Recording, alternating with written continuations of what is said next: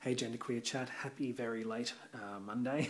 It's a Tuesday, I'm aware of this. I was just very late posting my video, but happy Monday. Hope you're having a great start to the week. This week's topic is a really interesting one and I'm finding it quite complicated. It is why does it seem to be that there are more designated female at birth genderqueer people than designated male at birth people? Do you think this is the case, and what do you think the reasons for this are? So I guess the short answer to the question for me is yes, it does seem to me that there are more designated female at birth people than identifying as genderqueer, at least visibly and vocally, than there are designated male at birth ones. And as a designated male at birth person, so we do exist, we are out there, it was more of a difficult process to find people with similar experiences or similar expressions or stories that matched more closely with mine. So it did seem that when I was coming out as genderqueer and sort of looking for advice, so to speak, there were many more examples of designated female at birth people than designated male at birth. So as for why that would be, I'm sure there's a lot of complex and varied reasons, so it'll be interesting to see what people come up with this week. A few of the things that I've been looking at or thinking about are to do with language, the way that we label and describe and judge masculine and feminine expressions from someone of that non-native sex, if that makes sense. And also just the way that society views femininity, masculinity, and the flexibility or the allowances or the room to move that it gives the two different genders in society's eyes. So, in regards to language, I know that growing up, to express any kind of femininity or masculinity that may have been misinterpreted as femininity was a pretty negative thing. Words like sissy and girly, or not that this is a negative thing, but I guess when you're a kid, if you don't identify as gay, if you did come off in a feminine kind of way, it was most likely that you would be called gay by your peers or whatever, and by society in general, by parents. Everything is kind of indicating to you that it's not okay to express femininity. These things are sissy and they're bad and they're negative, whereas the terms used for a female-bodied person at birth who may be expressing themselves in a more masculine way or expressing their femininity differently are kind of a different calibre. They don't have the same degree of derogatoriness as the words that we use for male people. So a word like tomboy, while probably frowned upon, while probably not the norm, doesn't hold that same nasty weight that a word like sissy does, in my opinion. So I think that language is a very important thing, and when you're a kid and you're growing up and you're having this constantly reinforced, and that shapes your version of gender, and it also shapes or limits or encourages the way that you feel that you're able to express yourself in a gendered way without fear of persecution or being looked down upon or deviating from societal norms. So language is a pretty powerful thing.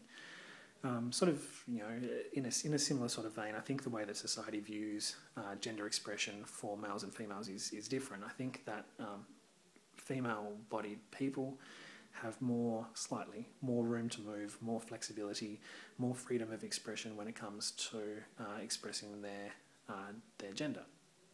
So, I mean, a simple example would be that it's perfectly okay for a female-bodied, biologically female at birth person to wear clothes or express themselves in ways that are considered more socially appropriate for a male-bodied person. Pants, for instance, where it's definitely not okay, as far as society says generally, for a male-bodied person to be getting around in skirts and makeup and high heels. While there is certain spaces that allow that, generally it's frowned upon, it's looked down upon, it's seen in a negative light, it's seen as deviant, it's seen as queer in the negative use of the word, and just not the thing to do. So I think that female-bodied people already have that slight room to move and freedom to express themselves that's not really there, not allowed for a person who was born with male anatomy at birth. So, I guess the other thing I've been thinking about is the way the gender is constructed in queer spaces, and generally in female queer spaces like the lesbian or bisexual community, there is a lot more freedom of expression of gender. You could say that lesbians and gender variants go hand in hand.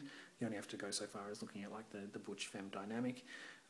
It's perfectly okay and legitimate for a person in the lesbian community, the queer community, even if they identify as female, to express themselves, wear the clothes, hold themselves, conduct themselves in relationships and in their social groups in a more masculine way, or in a version of femininity that could be perceived in sort of a more masculine way.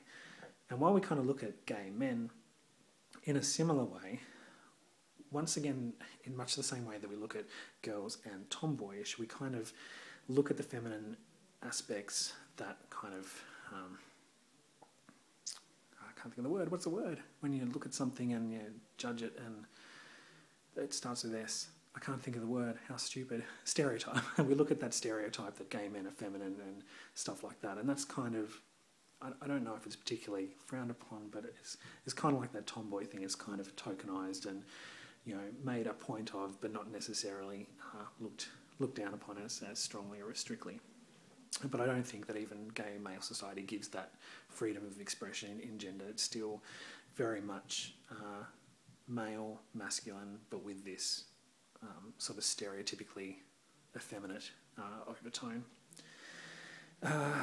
Yeah, so in conclusion, I think that there are probably more designated female at birth people identifying as genderqueer openly, because I think genderqueer identities, gender variance and freedom of expression is more accessible for a female-bodied person, just because of the way that society views that and the room that society gives to move, the language that we grow up with, and also that queer element as well probably paves the way, or is it kind of a gateway, an opening for people who have the propensity to identify in a non-gender normative way. Sort of gives them that option, and